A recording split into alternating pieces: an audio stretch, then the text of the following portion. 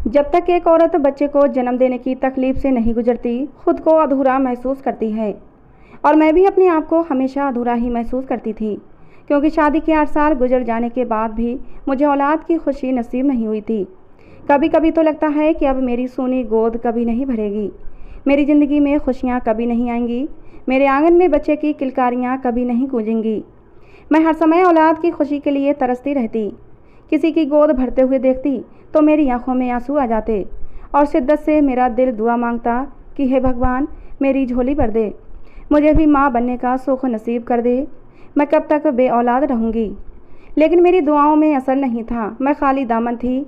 और फिर यही रोग मुझे अंदर ही अंदर मार रहा था। और जब मैं अपने पति जागृत की तरफ देखती तो मेरा दुख और भी बढ़ जाता। मेरा सीधा साधा पति जागृत मुझसे बहुत मोहब्बत करता था। वो हमारे अधूरेपन पर खामोश था।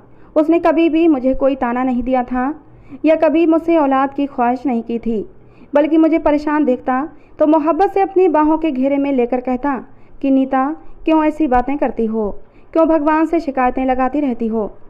हमारे नसीब में ऐसा ही लिखा होगा, इसीलिए हमारे साथ ऐसा हुआ है। और जागृत का मोहब्बत भरा स्पर्श पाकर मैं टूट जाती और फिर सिसक सिसक कर रोने लगती।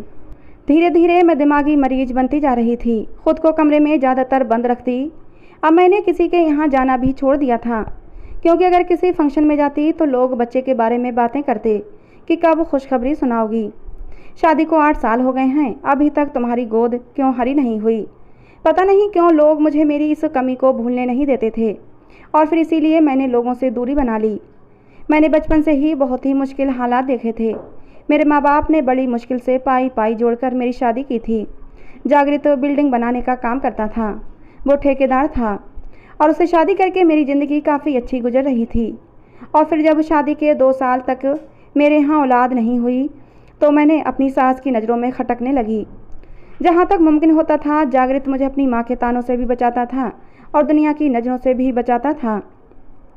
वो दिन रात मुझे प्यार से समझाता था कि अगर ये खुशी हमारे नसीब में होगी तो ज़रूर मिलेगी, तुम लोगों की बातों पर ध्यान मत दिया करो। लेकिन जैसे ही वो घर से निकल कर चला जाता, मेरी सास मुझे बांझ कह कहकर मेरा जीना हराम कर देती थी। मेरी सास चाहती थी कि जागृत मुझे तलाक दे दे और फिर किसी दूसरी लड़की से वो उसकी शादी करवा दें। लेकिन जागृत तो मुझसे सच्ची मोहब्बत करता था, मुझे छोड़ने की बात कभी वो सोच भी नहीं सकता था। मेरी सास उठते बैठते कहती कि बड़ी जादूगरनी है ये तो, देखो कैसे मेरे बेटे पर जादू किया हुआ है, बच्चा भी नहीं दिया और जोंक की तरह चिपक गई है मेरे बेटे के साथ। मेरी सास की ऐसी बातें मेरा दिल जलाकर राख कर देती थीं। बच्चे का होना ना होना मेरे हाथ में तो नहीं था। अगर ये सब मेरे हाथ में होता तो मैं शादी के पहले साल ही पति को औलाद की खुशी दे देती। लेकिन ये बात मेरी सास को कौन समझाता। वो पुराने ज़माने की औरत थीं। 2 साल ऐसे ही गुजर गए तो मेरे देवर की भी शादी हुई, और भगवान की करनी कुछ ऐसी हुई कि पहले ही साल देवरानी की गोद भर गई। फिर क्या था, मेरी सास ने उसे घर की मालकिन बना दिया और मुझे उस घर की नौकरानी। मेरी देवरानी को हथेली का छाला बनाकर रखती और मैं सारा दिन घर का काम करती, अपनी देवरानी की भी सेवा करती। वो तो बच्चा पैदा करके जैसे महारानी बनी हुई थी, ऐसा लगता था जैसे इसमें सारा कमाल उसी का हो। मैं जो कभी मोहब्बत से उसके बच्चे को गोद में उठाना चाहती तो वो मुझे नफ़रत भरे लहजे में कहती कि तू तो बांझ है, मेरे बच्चे से दूर रहो। ऐसा ना हो कि तेरा मनहूस साया मेरे बच्चे पर पड़े और उसका नसीब भी ख़राब हो जाए। मुझे अपनी देवरानी से कम ऐसी उम्मीद बिल्कुल नहीं थी। उसके बच्चे के छोटे बड़े काम करती थी तो उस वक्त उसको याद नहीं आता था कि मैं बांझ हूँ। लेकिन जब उसके बच्चे को गोद में उठाकर प्यार करने लगती तो उसे मेरे अंदर की कमी दिखाई देने लगती थी। एक दिन मेरी देवरानी बाथरूम में नहा रही थी कि अचानक उसका बच्चा ज़ोर ज़ोर से रोने लगा। मेरे अंदर की ममता जाग उठी और मुझसे बर्दाश्त नहीं हुआ तो मैं भागकर उसके पास गई और उसे गोद में उठाकर सीने से लगा लिया। मेरा स्पर्श पाकर वो भी खामोश हो गया और मेरी बेचैन ममता को भी चैन आ गया। लेकिन मुझे क्या मालूम था कि मेरी देवरानी इतना बड़ा हंगामा खड़ा कर देगी। जैसे ही वो बाथरूम से निकलकर बाहर आई, उसने बच्चे को मेरी गोद में देखा तो ज़ोर ज़ोर से चीखने और चिल्लाने लगी। मेरी सास उसका शोर सुनकर जैसे ही कमरे में पहुंची तो मेरी देवरानी ने मुझ पर बहुत ही घटिया इल्ज़ाम लगाते हुए कहा कि मेरे बच्चे को गला दबाकर मारने की कोशिश कर रही थी। खुद तो माँ बन नहीं सकती और मुझसे मेरा बच्चा छीनना चाहती है। फिर क्या था, मेरी सास ने आओ देखा ना ताओ मुझे मारना शुरू कर दिया।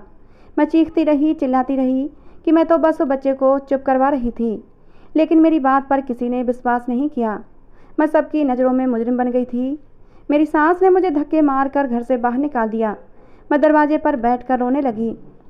ऐसे ही शाम हो गई और जब शाम को जागृत घर आया तो मुझे इस तरह देखकर हैरान और परेशान हो गया। मेरी सास ने उसे जो कहानी थी वो बड़ा चढ़ाकर जागृत के सामने पेश कर दी, जिससे कि जागृत भी मुझे गलत समझें और घर से निकाल दे। लेकिन जागृत अच्छी तरह मुझे और मेरे किरदार को जानता था, इसलिए अपनी माँ की बातों में आने के बजाय जागृत ने कहा कि मेरा और अपना सामान बांधो और अभी इसी वक्त घर से चलो। जागृत की बात सुनकर उसकी माँ के चेहरे का रंग उड़ गया। वो जागृत के पैरों में गिर पड़ी और कहने लगी, बेटा मुझे छोड़कर ना जा, तेरी पत्नी ने तो तुझ पर जादू कर दिया है जो तुझे सच्चाई नजर नहीं आती। जागृत की आंखों में भी आंसू आ गए। उसने अपनी माँ को कंधों से पकड़कर उठाया और अपनी माँ के सामने हाथ जोड़ दिए और कहा, अब तो बस कर दो माँ, और कितने इल्ज़ाम लगाओगी। मैं मानता हूँ कि मेरी पत्नी मुझे बच्चा नहीं दे सकती, लेकिन इसका ये मतलब तो नहीं कि वो किसी दूसरे के बच्चे की जान लेगी। मेरा और नीता का साथ 8 साल का है और इन 8 सालों में मैं उसको अच्छी तरह पहचान गया हूँ। मेरी पत्नी दिल की बहुत ही साफ औरत है। वो तो ममता की मारी हुई औरत है। पराए बच्चों को भी देखती है तो उसके अंदर की ममता उमड़ने लगती है। फिर भला वो मेरे ही भतीजे की जान लेने की कोशिश क्यों करेगी, बल्कि वो तो उसे अपने बेटे की तरह रखती है। माँ, मेरी पत्नी इतने घटिया औरत बिल्कुल नहीं, मुझे उस पर पूरा विश्वास है। जागृत ने मेरा हाथ पकड़ा, ज़रूरत का कुछ सामान लिया और उसी वक्त बिना सोचे समझे मेरे साथ अपनी माँ का घर छोड़ दिया। वो मुझे एक छोटे से किराए के मकान में ले गया और हमने नए सिरे से अपनी ज़िंदगी की शुरुआत की।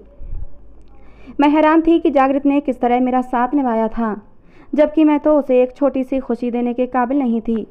और फिर जागृत के से प्यार और त्याग को देखकर मैं भगवान से और भी ज़्यादा दिल से दुआएं मांगने लगी थी कि भगवान मेरी खातिर न सही, जागृत की खातिर ही मुझे एक बच्चा दे दे।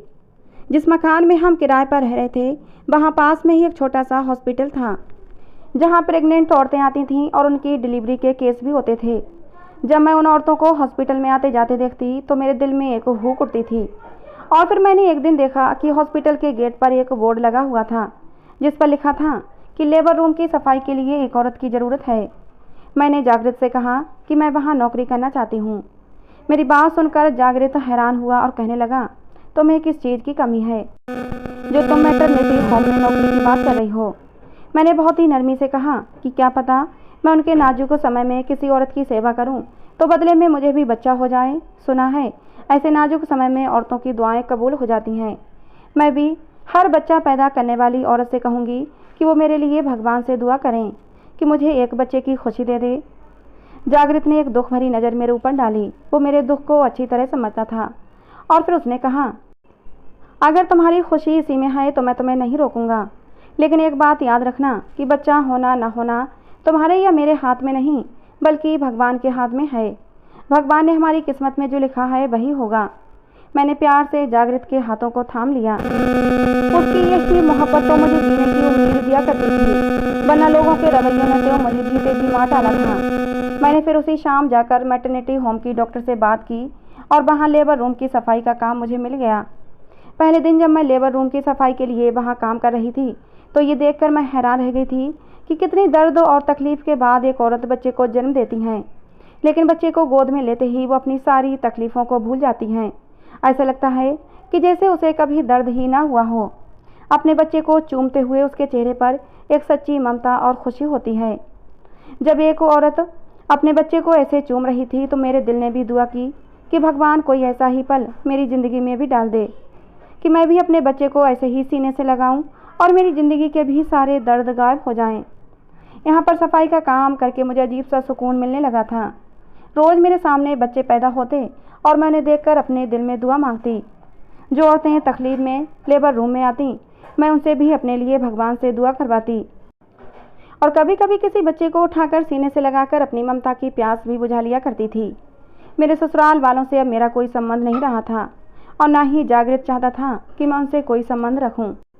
हाँ, जागृत कभी कभी अपनी माँ से मिलने के लिए चला जाया करता था, लेकिन जागृत ने कभी मेरे ऊपर दबाव नहीं बनाया था कि मैं उसकी माँ से माफ़ी मांगूं या उनसे कोई संबंध रखूं। धीरे धीरे समय गुजरता गया और लेबर रूम में काम करते करते मुझे 2 साल गुजर गए और इन 2 सालों में मुझे बहुत हद तक चैन आ गया था। एक दिन डॉक्टर ने छुट्टी कर ली थी और फिर अचानक एक लड़की जो कोई 20-22 साल की थी दर्द से तड़पती हुई आई। वो बिल्कुल अकेली थी और वो किसी भी समय बच्चे को जन्म दे सकती थी। उसकी हालत बहुत ही ख़राब मालूम होती थी और हैरत की बात तो ये थी कि वो बिल्कुल अकेली थी। उसने मेरा हाथ अपने हाथों में पकड़ा और कहने लगी, दीदी मेरी एक मदद करो, मैं ज़िंदगी भर तुम्हारी एहसानमंद रहूँगी। मैंने फ़ौरन कहा, बताओ बहन क्या बात है, जो कुछ मुझसे हो सकेगा मैं ज़रूर करूँगी। उसने रोते हुए कहा कि मैं जैसे ही बच्चे को जन्म दूँ तुम चुपके से मेरा बच्चा लेकर चली जाना और उसे किसी सुरक्षित जगह पर पहुँचा देना, चाहो तो किसी अनाथ आश्रम में भी डाल सकती हो। उस लड़की की बात सुनकर मैं हैरान हो गई कि कोई माँ क्यों अपना बच्चा इस तरह किसी को देना चाहती है। लेकिन उस लड़की की हालत बहुत ज़्यादा ख़राब हो रही थी और मैं इस हालत में उससे और ज़्यादा सवाल जवाब नहीं कर सकती थी। डॉक्टर के आने से पहले ही उस बच्चे की डिलीवरी हुई और वहाँ मौजूद नर्स ने उसकी डिलीवरी मेरे साथ ही मिलकर कर दी। इतने सालों में मैं बहुत कुछ सीख चुकी थी। कुछ देर बाद नर्स कहने लगी, डॉक्टर तो आई नहीं है, मैं भी जा रही हूँ, ये लड़की ठीक हो जाए तो इसकी छुट्टी कर देना। नर्स अपने हिस्से का काम करके चली गई थी। अब वहाँ पर मैं और वो लड़की ही बचे थे। 3 घंटे बाद लड़की की हालत कुछ ठीक हुई तो वो खामोशी से उठी और अपनी बच्ची पर नज़र डाले बगैर वहाँ से निकल गई। उस लड़की ने एक बहुत ही खूबसूरत और प्यारी सी बच्ची को जन्म दिया था। मैंने जल्दी से उस बच्ची को छुपाया और बच्ची को अपने घर ले आई। मुझे वो लड़की बहुत ही अजीब लगी थी जिसने चुपचाप आकर एक बच्ची को जन्म दिया और उसे मेरी झोली में डालकर चुपचाप चली भी गई थी।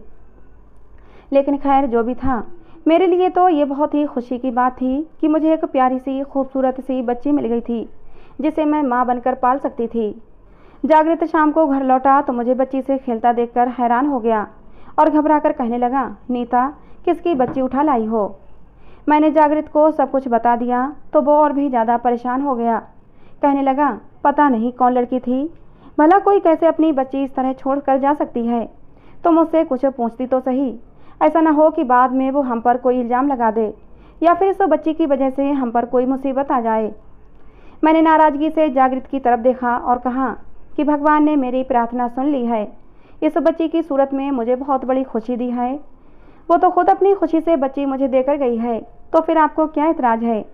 अगर उस औरत को इस बच्ची को मुझसे वापस ही लेना होता तो वैसे मेरी गोद में डालती ही क्यों। उसे तो यह भी नहीं मालूम कि बच्ची मैंने अपने पास रखी है। उस औरत ने तो मुझसे कहा था कि इसे किसी सुरक्षित स्थान पर छोड़ दूं। सालों बाद मुझे ऐसा लग रहा है जैसे मैं पूरी हो गई हूँ और आप मेरी खुशी पर गिरह लगा रहे हैं। अब सारे डर अपने दिल से निकाल दें और इस बच्ची का नाम सोचकर बताएं। मैंने बच्ची को प्यार से उठाया और उसके गालों को चूम लिया। जागृत मेरी खुशी देखकर खामोश हो गया। मेरे चेहरे की चमक ने उसे आगे कुछ सवाल जवाब करने से रोक दिया था। फिर कुछ देर बाद जागृत ने उसका नाम भी सोच लिया। जागृत ने उसका नाम रोशनी रखा। कहने लगा, यह हमारे लिए किसी रोशनी से कम नहीं है, यह हमारी अंधेरी ज़िंदगी में रोशनी लेकर आई है। मुझे भी अपनी बेटी का नाम रोशनी अच्छा लगा। रोशनी हमारी ज़िंदगी में क्या आई, ऐसा लगा जैसे सब कुछ ही बदल गया है।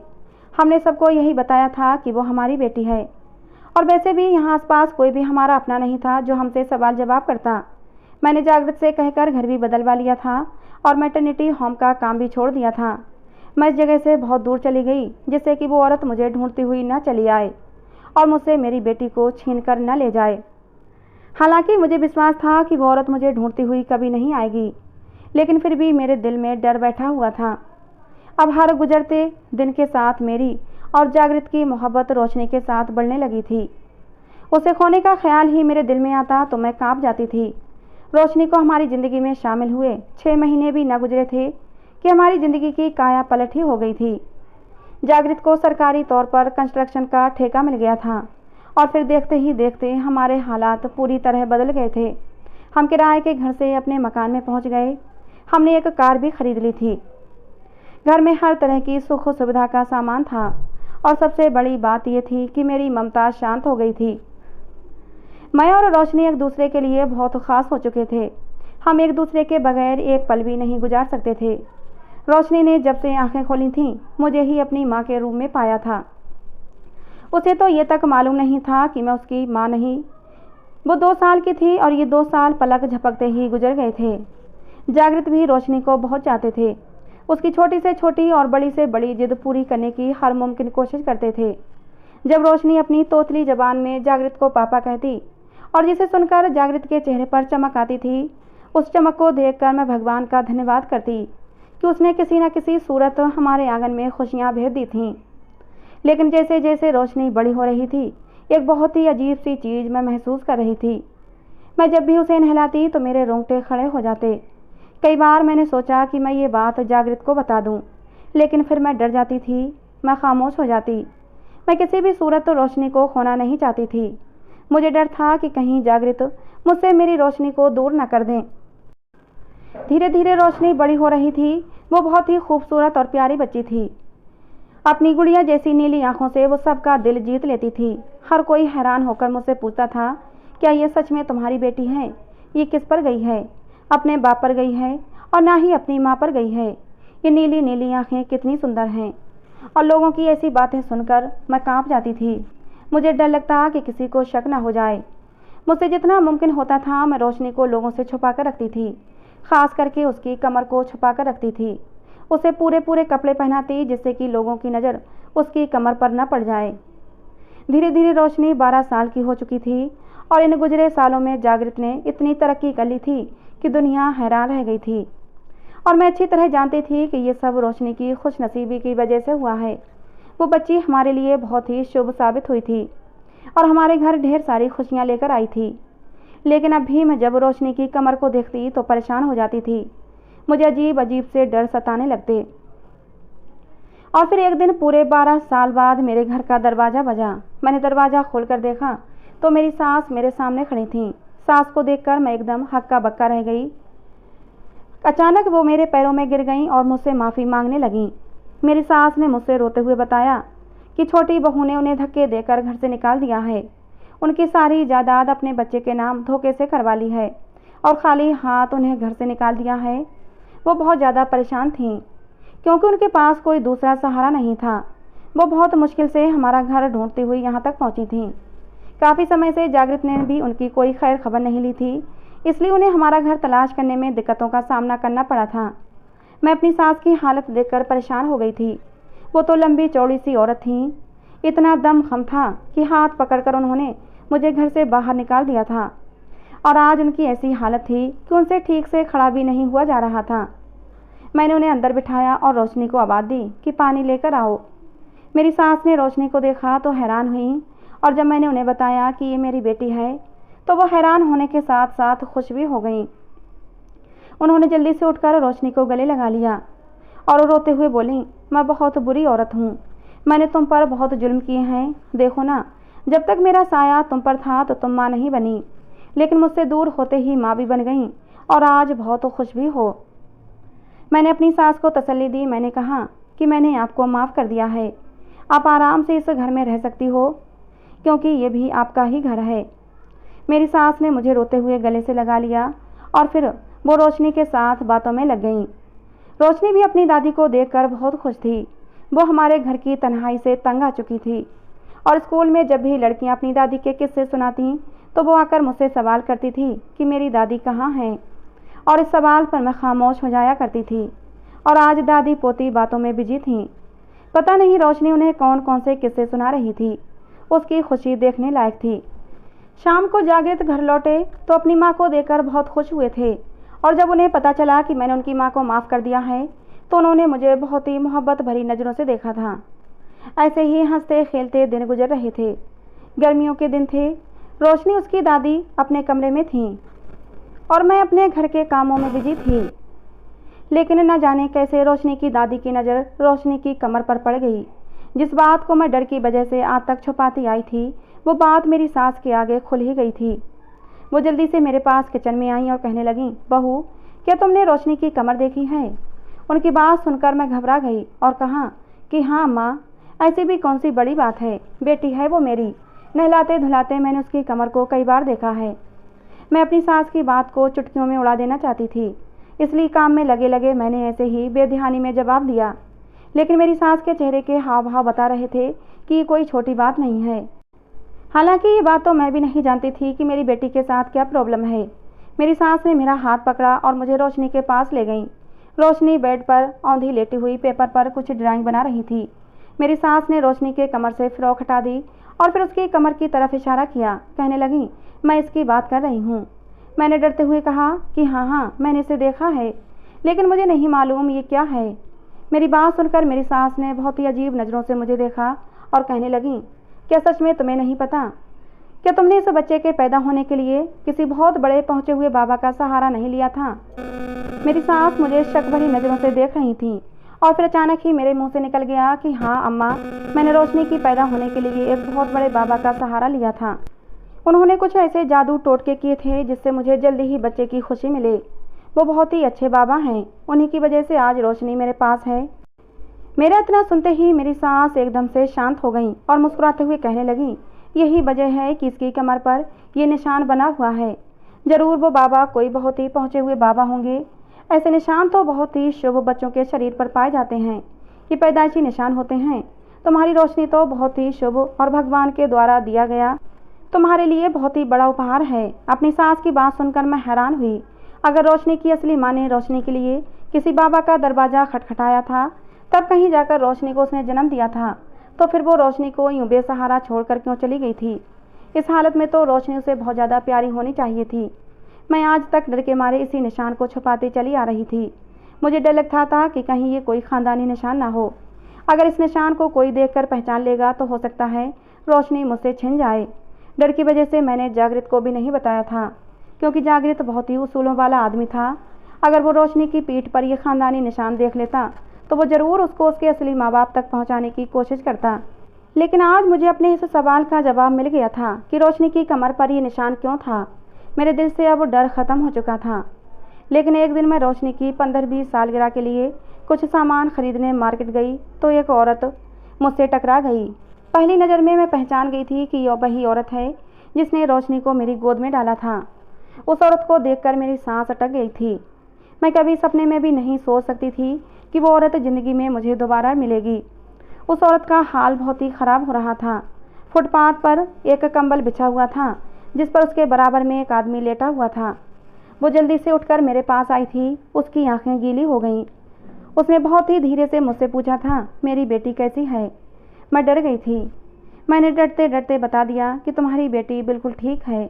ये सुनकर वो मुस्कुरा दी थी और कहने लगी, मेरे पति को बेटे की आस थी। इसी आस में वो मुझे एक बहुत बड़े बाबा के पास लेकर गए थे और उस बाबा से कहा था कि मुझे बेटा चाहिए। कुछ ऐसा टोटका बताओ कि मेरी पत्नी बेटे को ही जन्म दे। उस बाबा ने कहा था कि लड़का और लड़की देना तो भगवान के हाथ में होता है, लेकिन मैं भगवान से प्रार्थना करूंगा कि तुम्हारे घर एक बहुत ही प्यारे से बच्चे का जन्म हो, और उस बच्चे के अच्छे नसीब होने का भी आशीर्वाद दिया था। उस बाबा के आशीर्वाद से मुझे माँ बनने की खुशखबरी मिल गई थी। लेकिन अपनी प्रेगनेंसी के 2-3 महीने में भी मुझे अंदेशा होने लगा था कि मैं बेटी को ही जन्म दूंगी। मैं बहुत ज़्यादा डरने लगी थी, क्योंकि मेरे पति ने मुझसे कहा था कि मुझे बेटा ही चाहिए, बेटी किसी भी हाल में नहीं चाहिए। अगर बेटी हुई तो तुम्हें और तुम्हारी बेटी को घर से निकाल दूंगा। और जब मेरी डिलीवरी का समय आया तो मैं पति को बताए बिना ही हॉस्पिटल चली आई थी। और जब मैंने सुना कि मैंने बेटी को जन्म दिया है तो मेरी आखिरी बची हुई उम्मीद भी टूट गई थी और फिर बेटी को देखे बिना ही चली आई। तो मुझे बहुत भली औरत लगी थी और इसीलिए अपनी बेटी को तुम्हारे हवाले कर दिया था। घर आकर मैंने अपने पति को बता दिया था कि मैंने एक मुर्दा बच्ची को जन्म दिया था, और फिर भगवान की ऐसी करनी हुई कि अगली बार जब मैं पेट से हुई तो मैंने बेटे को जन्म दिया। मेरा पति बहुत खुश था, लेकिन मेरा बेटा ज़्यादा समय तक जिंदा नहीं रह सका। जल्द ही वो भगवान को प्यारा हो गया और फिर मैं कभी दोबारा माँ नहीं बनी। हम बे औलाद रह गए। इतने पर भी भगवान ने हमारी सज़ा कम नहीं की। मेरे पति का एक्सीडेंट हो गया। उसके इलाज में मेरा सब कुछ ख़त्म हो चुका है। आज मेरे पास कुछ भी नहीं है और आज सड़क पर बैठी मैं पति के इलाज के लिए लोगों से पैसे मांग रही हूँ। फिर वो औरत रोते हुए मुझसे बोली कि मैं तुमसे विनती करती हूँ, मेरी बेटी को हमेशा खुश रखना और उसे ये कभी मत बताना कि आखिर उसके असली माँ बाप कौन थे, क्योंकि हम उसके माँ बाप कहलाने के काबिल नहीं हैं। भगवान ने हमें हमारे कर्मों की सज़ा दे दी है। बस मैं भगवान से यही प्रार्थना करती हूँ कि मेरी बेटी जहाँ रहे खुश रहे। मैंने उस औरत के हाथ पकड़ लिए, उसकी आंखों में आए आंसू साफ किए मैंने उसे विश्वास दिलाया कि तुम्हारी बेटी हमेशा खुश रहेगी, उसे ज़िंदगी में कोई तकलीफ़ नहीं आने दूंगी। इसके साथ ही मैंने पर्स से एक चेकबुक निकाली और उसमें इतने पैसे भरकर उस औरत को दे दिए कि वो अपने पति का इलाज करवा सकती थी। चेक पर नज़र डालते ही वो औरत मेरे पैरों में गिर पड़ी थी और रोते हुए कहने लगी, तुम मेरे लिए किसी देवी से कम नहीं हो, मैं तुम्हारा एहसान ज़िंदगी भर नहीं भूलूंगी। अब मैं उस औरत को क्या बताती कि एहसान तो उसने मेरे ऊपर किया था, मेरी सूनी गोद भर दी थी, मेरी ममता की प्यास बुझाकर। मैं अपनी बेटी के जन्मदिन का सामान लेकर घर लौट आई, जहाँ खुशियाँ हमारा इंतज़ार कर रही थीं। ये तो भगवान की मर्जी होती है कि जिसे चाहे बेटा दे, जिसे चाहे बेटियाँ दे और जिसे चाहे बेऔलाद रखे। फिर हम इंसानों की क्या हैसियत है कि एक दूसरे पर इल्ज़ाम लगाएं। हम क्यों भगवान की मर्जी में खुश नहीं रह सकते? अगर मैं बेऔलाद थी, मैं बांझ थी, तो ये भी मेरे भगवान की मर्जी थी। फिर उसने मुझे किसी और के जरिए एक बच्ची दे दी, ये भी मेरे भगवान की मर्जी थी। हम अपने भगवान को क्यों भूल जाते हैं? भगवान हमारे लिए जो करता है अच्छा ही करता है।